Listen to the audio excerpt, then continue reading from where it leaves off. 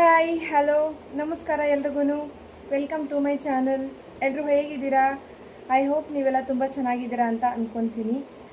So as usual previous ವೀಡಿಯೋಗಳಲ್ಲಿ ನಾನು ನಿಮ್ಮ ಹತ್ರ ತುಂಬ ಕ್ವಶನ್ಸ್ ಮತ್ತು ಆನ್ಸರ್ಸ್ನ ಡಿಸ್ಕಸ್ ಮಾಡಿದ್ದೆ. ಅದೆಲ್ಲ ನಿಮಗೆ ತುಂಬ ಯೂಸ್ಫುಲ್ ಆಗಿದೆ ಅಂತ ಅಂದ್ಕೊತೀನಿ. ಅದೇ ಥರ ಇವತ್ತಿನ ವೀಡಿಯೋದಲ್ಲಿನೂ ಸಹ ಸೇಮ್ ಕ್ವಶನ್ಸ್ ಮತ್ತು ಆನ್ಸರ್ಸ್ನ ಇನ್ನೂ ಒಂದು ಸ್ವಲ್ಪ ನಿಮ್ಮ ಹತ್ರ ಶೇರ್ ಮಾಡ್ಕೋಬೇಕು ಅಂತ ಅಂದ್ಕೊಂಡಿದ್ದೀನಿ. ಸೊ ಇನ್ನೂ ಯಾರ್ಯಾರು ನನ್ನ ಚಾನಲ್ಗೆ ಸಬ್ಸ್ಕ್ರೈಬ್ ಮಾಡಿಲ್ಲ ಹಾಗೆ ನೋಡ್ತಾ ಇದ್ದೀರಾ, ದಯವಿಟ್ಟು ಸಬ್ಸ್ಕ್ರೈಬ್ ಮಾಡ್ಕೊಳ್ಳಿ, ಲೈಕ್ ಮಾಡಿ, ಶೇರ್ ಮಾಡಿ, ಕಮೆಂಟ್ ಮಾಡಿ. ಈ ವಿಡಿಯೋದಲ್ಲಿ ಏನೇನು ಕಂಟೆಂಟ್ ಇದೆ, ಏನೇನು ಟಾಪಿಕ್ ಇದೆ, ಯಾವ ಥರ ಕ್ವಶನ್ಸ್ ಇದೆ ಅಂತ ತಿಳ್ಕೊಬೇಕು ಅಂದರೆ ವಿಡಿಯೋನ ಸ್ಕಿಪ್ ಮಾಡದೆ ಕೊನೆವರೆಗೂ ನೋಡಿ. ಹಾಗೆ ಪ್ರೀವಿಯಸ್ ವೀಡಿಯೋಸ್ಗಳಲ್ಲಿ ನಿಮಗೆ ಏನಾದರೂ ಕ್ವಶನ್ಸ್ ಬಗ್ಗೆ ಡೌಟ್ ಇದ್ದರೆ ಅಥವಾ ಆನ್ಸರ್ಸ್ ಬಗ್ಗೆ ಡೌಟ್ ಇದ್ದರೆ ಅಥವಾ ನಾನು ನಿಮಗೆ ಕಮೆಂಟ್ ಮಾಡಿ ಅಂತ ಹೇಳಿರೋ ಕ್ವಶನ್ಸಿಗೆ ಆನ್ಸರ್ ಗೊತ್ತಿಲ್ಲ ಅಂತ ಅಂದರೆ ಕೇಳಿ, ನಾನು ಹೇಳ್ತೀನಿ. ಹಾಗೆ ಈ ವಿಡಿಯೋದಲ್ಲಿ ಏನು ಅರ್ಥ ಆಗಲ್ಲ ನಿಮಗೆ ಅದನ್ನು ಕಮೆಂಟ್ ಮಾಡಿ, ನಾನು ನೆಕ್ಸ್ಟ್ ವಿಡಿಯೋದಲ್ಲಿ ನಿಮಗೆ ಅದನ್ನು ತಿಳಿಸ್ಕೊಡ್ತೀನಿ. ಸೊ ಗೈಸ್, ಇವತ್ತಿನ ವಿಡಿಯೋನ ಸ್ಟಾರ್ಟ್ ಮಾಡೋಣ. ಇವತ್ತಿನ ಕ್ವಶನ್ಸ್ ಮತ್ತು ಆನ್ಸರ್ಸ್ನ ಸ್ಟಾರ್ಟ್ ಮಾಡೋಣ. ಸೊ ಹೋಗೋಣ, ಲೆಟ್ ಸ್ಟಾರ್ಟ್. ಮೊದಲನೇ ಪ್ರಶ್ನೆ, ತುಂಗಾ ಮತ್ತು ಭದ್ರಾ ಎಂಬ ಎರಡು ನದಿಗಳು ಎಲ್ಲಿ ಸೇರುತ್ತವೆ? ನಮ್ಮ ಮೊದಲನೇ ಪ್ರಶ್ನೆ, ತುಂಗಾ ಮತ್ತು ಭದ್ರಾ ಎಂಬ ಎರಡು ನದಿಗಳು ಎಲ್ಲಿ ಸೇರುತ್ತವೆ?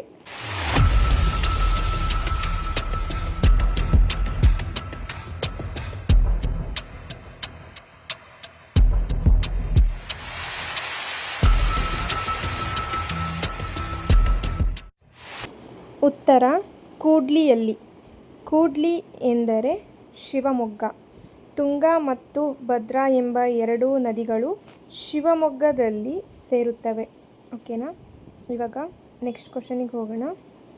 ನಮ್ಮ ಸೆಕೆಂಡ್ ಕ್ವಶನ್, ಅತಿ ಕಡಿಮೆ ಅರಣ್ಯ ಹೊಂದಿರುವ ಜಿಲ್ಲೆ ಯಾವುದು? ನಮ್ಮ ಎರಡನೇ ಪ್ರಶ್ನೆ, ಅತಿ ಕಡಿಮೆ ಅರಣ್ಯ ಹೊಂದಿರುವ ಜಿಲ್ಲೆ ಯಾವುದು?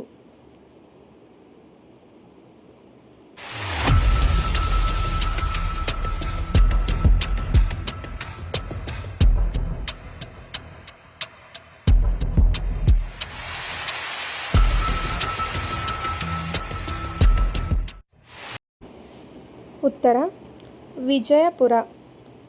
ಅತಿ ಕಡಿಮೆ ಅರಣ್ಯವನ್ನು ಹೊಂದಿರುವ ಜಿಲ್ಲೆ ನಮ್ಮ ವಿಜಯಪುರ. ಓಕೆನಾ? ಗೊತ್ತಾಯ್ತಲ್ವಾ? ಸೊ ಇವಾಗ ನೆಕ್ಸ್ಟ್ ಕ್ವಶನಿಗೆ ಹೋಗೋಣ. ನಮ್ಮ ಥರ್ಡ್ ಕ್ವಶನ್,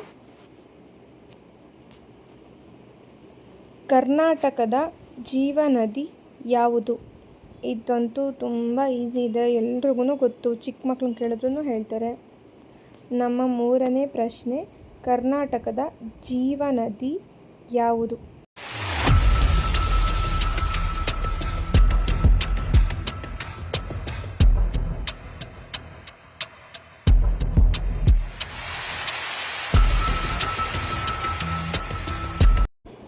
ಸೊ ಉತ್ತರ ಕಾವೇರಿ ನದಿ.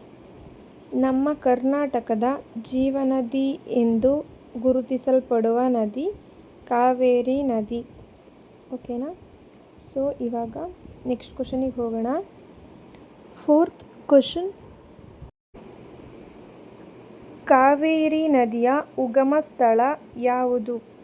ನಮ್ಮ ಕರ್ನಾಟಕದ ಜೀವನದಿಯಾಗಿರುವಂತಹ ಕಾವೇರಿ ನದಿಯ ಉಗಮ ಸ್ಥಳ ಯಾವುದು ಎಂಬುದು ನಮ್ಮ ನಾಲ್ಕನೇ ಪ್ರಶ್ನೆ.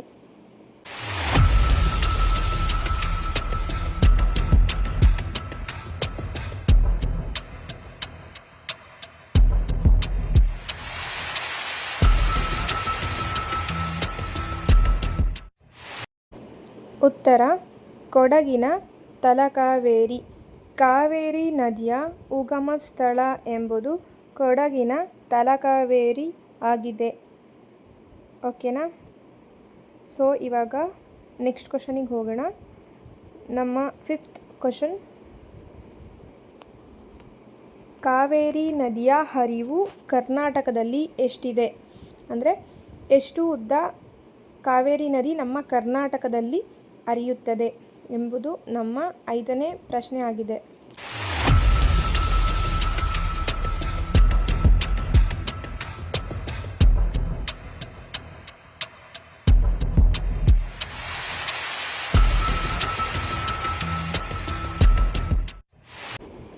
ಉತ್ತರ 320 ಕಿಲೋಮೀಟರ್ ದೂರಗಳಷ್ಟು ಕಾವೇರಿ ನದಿಯು ನಮ್ಮ ಕರ್ನಾಟಕದಲ್ಲಿ ಹರಿಯುತ್ತದೆ. ಓಕೆನಾ, ಗೊತ್ತಾಯ್ತಲ್ವಾ? ಸೊ ಇವಾಗ ನೆಕ್ಸ್ಟ್ ಕ್ವಶನಿಗೆ ಹೋಗೋಣ. ನಮ್ಮ 6th ಕ್ವಶನ್, ಅತಿ ಹೆಚ್ಚು ಅರಣ್ಯ ಹೊಂದಿರುವ ಜಿಲ್ಲೆ ಯಾವುದು? ನಮ್ಮ 6ನೇ ಪ್ರಶ್ನೆ, ಅತಿ ಹೆಚ್ಚು ಅರಣ್ಯ ಹೊಂದಿರುವ ಜಿಲ್ಲೆ ಯಾವುದು?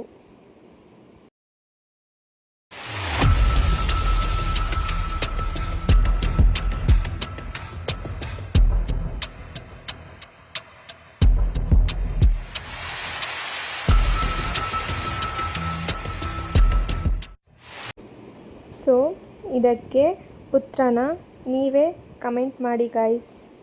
ಓಕೆನಾ, ಅತಿ ಹೆಚ್ಚು ಅರಣ್ಯ ಹೊಂದಿರುವ ಜಿಲ್ಲೆ ಯಾವುದು ಕಮೆಂಟ್ ಮಾಡಿ. ಓಕೆನಾ, ಸೊ ಇವಾಗ ನೆಕ್ಸ್ಟ್ ಕ್ವಶನಿಗೆ ಹೋಗೋಣ. 7th question,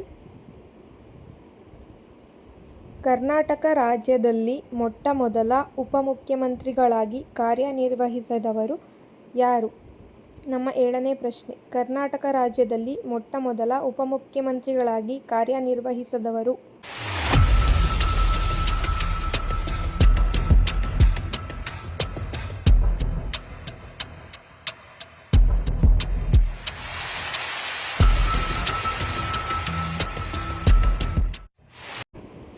answer S M. Krishna ಅವರು ಕರ್ನಾಟಕ ರಾಜ್ಯದಲ್ಲಿ ಮೊಟ್ಟ ಮೊದಲ ಉಪಮುಖ್ಯಮಂತ್ರಿಗಳಾಗಿ ಕಾರ್ಯವನ್ನು ನಿರ್ವಹಿಸಿದ್ದಾರೆ. ಓಕೆನಾ, ಸೊ ಇವಾಗ ನೆಕ್ಸ್ಟ್ ಕ್ವಶನಿಗೆ ಹೋಗೋಣ. ನಮ್ಮ 8th ಕ್ವಶನ್, ಅರಾವಳಿ ಬೆಟ್ಟಗಳಲ್ಲಿ ಎತ್ತರವಾದ ಶಿಖರ ಯಾವುದು? ನಮ್ಮ 8ನೇ ಪ್ರಶ್ನೆ, ಅರಾವಳಿ ಬೆಟ್ಟಗಳಲ್ಲಿ ಎತ್ತರವಾದ ಶಿಖರ ಯಾವುದು?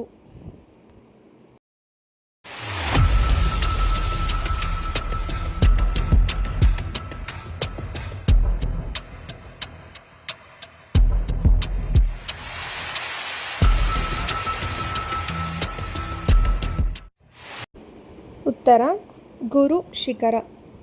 ಅರಾವಳಿ ಬೆಟ್ಟಗಳಲ್ಲಿ ಅತಿ ಎತ್ತರವಾದ ಶಿಖರ ಗುರು ಶಿಖರ ಆಗಿದೆ.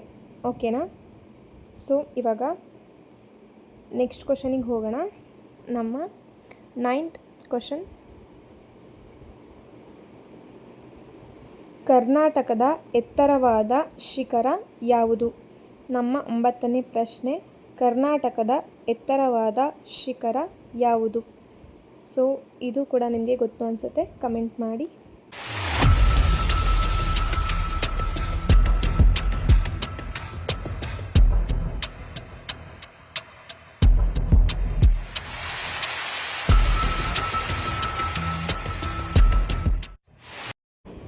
ಉತ್ತರ ಮುಳ್ಳಯ್ಯನಗಿರಿ. ಕರ್ನಾಟಕದಲ್ಲಿ ಅತಿ ಎತ್ತರವಾದ ಶಿಖರ ಮುಳ್ಳಯ್ಯನಗಿರಿ. ಸೊ ಇದು ಚಿಕ್ಕಮಗಳೂರಲ್ಲಿ ಒಳ್ಳೆ ಟೂರಿಸ್ಟ್ ಪ್ಲೇಸ್ ಆಗಿದೆ, ಗೊತ್ತಲ್ವಾ? ಓಕೆ, ನೆಕ್ಸ್ಟ್ ಕ್ವಶನಿಗೆ ಹೋಗೋಣ. ನಮ್ಮ 10th ಕ್ವಶನ್, ಭಾರತದ ಎತ್ತರವಾದ ಶಿಖರ ಯಾವುದು? 10ನೇ ಪ್ರಶ್ನೆ, ಭಾರತದ ಎತ್ತರವಾದ ಶಿಖರ ಯಾವುದು? ಗೊತ್ತಿದ್ರೆ ಕಮೆಂಟ್ ಮಾಡಿ.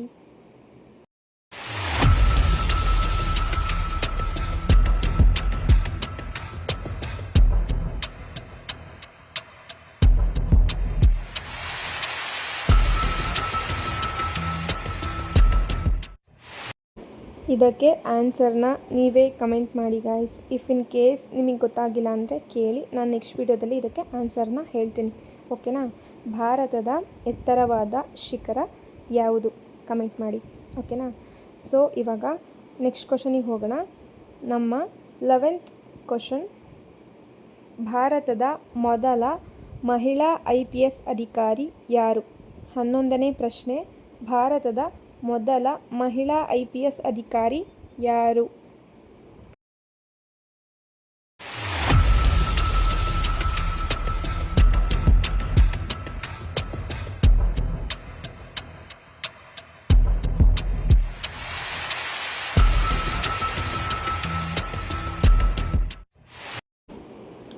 ಉತ್ತರ ಕಿರಣ್ ಬೇಡಿ.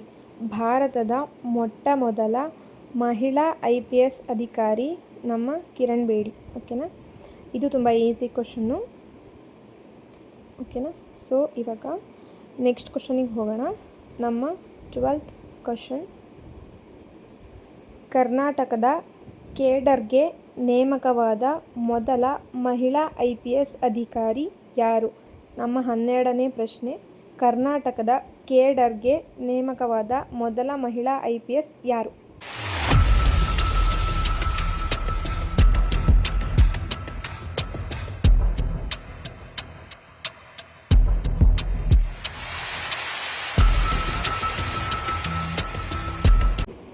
ಉತ್ತರ ಜೀಜಾ ಹರಿಸಿಂಗ್ ಎಂಬುವವರು ಕರ್ನಾಟಕದ ಕೇಡರ್ಗೆ ನೇಮಕವಾದ ಮೊದಲ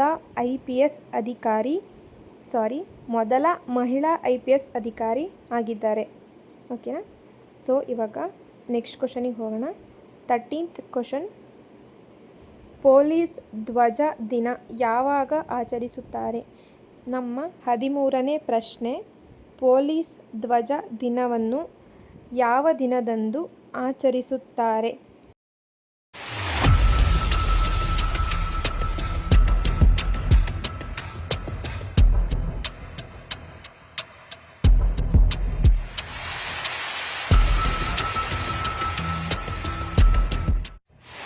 ಸೊ ಇದಕ್ಕೆ ಆನ್ಸರ್ನ ನೀವೇ ಕಮೆಂಟ್ ಮಾಡಿ ಗಾಯ್ಸ್. ಇದು ತುಂಬ ಈಸಿ ಇದೆ. ಸೊ ನಾನು ಈ ವಿಡಿಯೋದಲ್ಲಿ ನಿಮಗೆ 3 ಕ್ವಶನ್ಸ್ನ ಕಮೆಂಟ್ ಮಾಡಿ ಅಂತ ಹೇಳಿದ್ದೀನಿ. ನಿಮಗೇನಾದರೂ ಗೊತ್ತಾಗಿಲ್ಲ ಅಂತಂದರೆ ನನಗೆ ಕೇಳಿ, ನಾನು ನೆಕ್ಸ್ಟ್ ವಿಡಿಯೋದಲ್ಲಿ ನಿಮಗೆ ಹೇಳ್ತೀನಿ. ಓಕೆನಾ, ಸೊ ಇವಾಗ ನೆಕ್ಸ್ಟ್ ಕ್ವಶನಿಗೆ ಹೋಗೋಣ. 14th ಕ್ವಶನ್, ದೇವರ ಭೂಮಿ ಎಂದು ಯಾವ ರಾಜ್ಯಕ್ಕೆ ಕರೆಯುತ್ತಾರೆ? ನಮ್ಮ 14ನೇ ಪ್ರಶ್ನೆ, ದೇವರ ಭೂಮಿ ಎಂದು ಯಾವ ರಾಜ್ಯಕ್ಕೆ ಕರೆಯುತ್ತಾರೆ?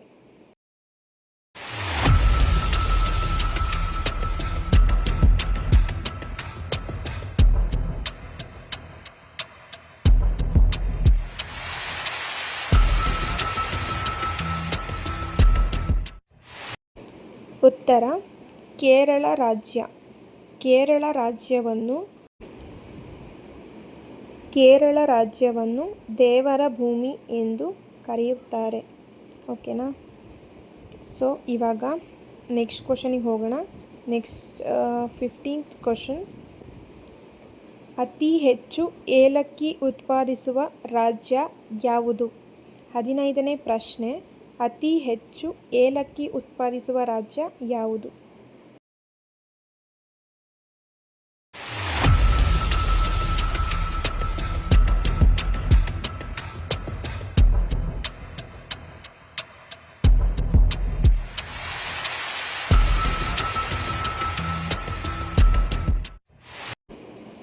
ಸೊ ಆನ್ಸರ್ ಅದು ಕೂಡ ಕೇರಳ.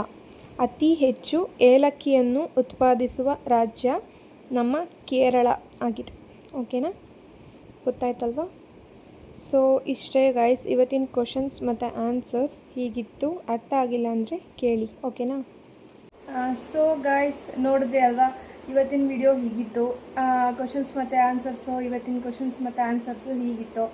ನಿಮಗೇನಾದರೂ ಡೌಟ್ ಇತ್ತು ಅಂತ ಅಂದರೆ ಕಮೆಂಟ್ ಮಾಡಿ, ನಾನು ನಿಮಗೆ ನೆಕ್ಸ್ಟ್ ವಿಡಿಯೋದಲ್ಲಿ ತಿಳಿಸ್ಕೊಡ್ತೀನಿ. ನೆಕ್ಸ್ಟ್ ವಿಡಿಯೋದಲ್ಲಿ ಯಾವ ಥರ ಕಂಟೆಂಟ್ ಬೇಕು, ಯಾವುದ್ರ ಬಗ್ಗೆ ಮಾಹಿತಿ ಬೇಕು ನಿಮಗೆ ಯಾವ ಥರ ಕ್ವಶನ್ಸ್ ಗೊತ್ತಿಲ್ಲ, ಯಾವುದ್ರ ಬಗ್ಗೆ ಕ್ವಶನ್ಸ್ ಕ್ರಿಯೇಟ್ ಮಾಡೋದು ಗೊತ್ತಿಲ್ಲ. ಸೊ ಕಮೆಂಟ್ ಮಾಡಿ, ನಾನು ನಿಮಗೆ ತಿಳಿಸ್ಕೊಡ್ತೀನಿ. ಈ ವಿಡಿಯೋದಲ್ಲಿ ಏನು ಅರ್ಥ ಆಗಿಲ್ಲ ಕೇಳಿ, ನೆಕ್ಸ್ಟ್ ವಿಡಿಯೋದಲ್ಲಿ ತಿಳಿಸ್ಕೊಡ್ತೀನಿ. ಹಾಗೆ ಕಮೆಂಟ್ ಮಾಡೋದಕ್ಕೆ ಕೊಟ್ಟಿರೋ ಕ್ವಶನ್ಸಿಗೆ ಆನ್ಸರ್ ಗೊತ್ತಿಲ್ಲ ಅಂದರೆ ಕೇಳಿ, ನೆಕ್ಸ್ಟ್ ವಿಡಿಯೋದಲ್ಲಿ ಹೇಳ್ತೀನಿ. ಆಲ್ಮೋಸ್ಟ್ ನಿಮಗೆಲ್ಲ ನಾನು ಈಸಿ ಇರೋ ಕ್ವಶನ್ಸೇ ಬಿಟ್ಟಿರ್ತೀನಿ ಕಮೆಂಟ್ ಮಾಡಿ ಅಂತ. ಸೊ ಆಲ್ಮೋಸ್ಟ್ ನಿಮಗೆಲ್ಲ ಗೊತ್ತಿರುತ್ತೆ ಅಂತ ಅಂದ್ಕೊತೀನಿ. ಸೊ ಗೊತ್ತಿದ್ದರೆ ಕಮೆಂಟ್ ಮಾಡಿ, ಗೊತ್ತಿಲ್ಲ ಅಂದರೆ ಕೇಳಿ. So guys, thank you for supporting. ಇನ್ನೂ ಯಾರು ಸಬ್ಸ್ಕ್ರೈಬ್ ಮಾಡ್ಕೊಂಡಿಲ್ಲ, ಸಬ್ಸ್ಕ್ರೈಬ್ ಮಾಡ್ಕೊಳ್ಳಿ. So thank you for watching. Bye bye.